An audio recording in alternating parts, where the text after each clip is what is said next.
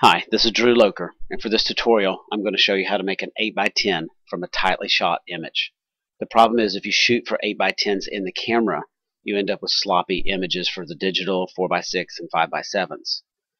The problem is when you get ready to make an 8x10 print, you're going to lose a total of 2 inches, either an inch at the top and bottom or a total of 2 inches in either direction.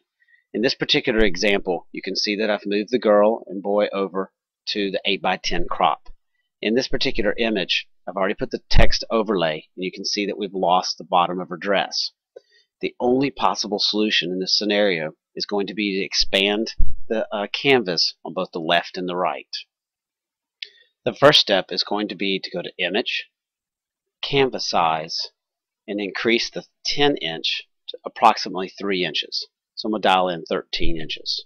I'm going to go ahead and say OK. Notice the anchor point is left to the center. This is going to add about 1.5 inches on both sides. Then, as a time-saving technique, I'm going to take the magic wand, I'm going to press a W, and I'm going to click the area to the left, which is going to select the white space. Then I'm going to move my selection over. Photoshop allows you to select an area and then move the selection, the marching ants. Then I'm going to hold down the Control and Alternate key at the same time while I click and pull the backdrop over, matching the area of the selection.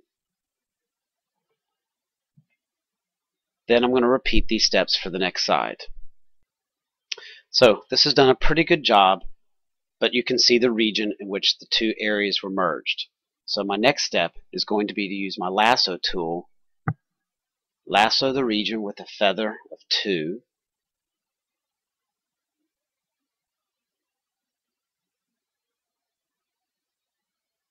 and then I'm going to use the content fill by hitting the delete key, and then I'm going to let it try to heal that area.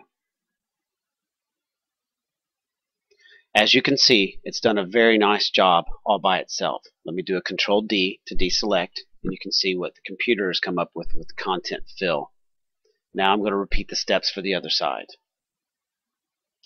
Now I finished the content aware fill on both sides, and it's done a pretty good job. A little bit of repetitious, maybe a little bit of obviousness in a couple of areas. So what I'm going to do at this point is I'm going to go to the stamp tool. I'm going to make the brush fairly large with the brackets, and then I'll make the brush soft with the shift left bracket. Then I'm going to take my source point off to the left and lower, and then I'm going to paint over this area with a big swoop. And the left side is almost perfect like it is.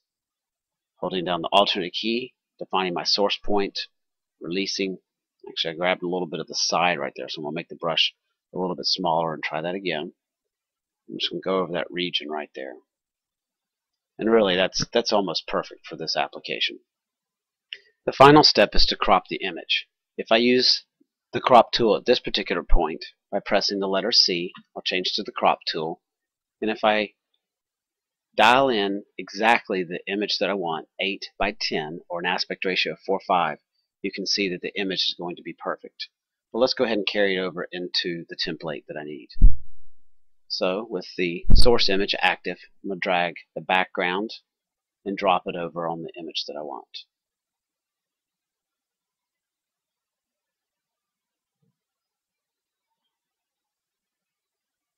Okay, so I finished resizing via transformation and the transform controls by holding down the shift key, and I've shaped it to the 8x10 aspect ratio.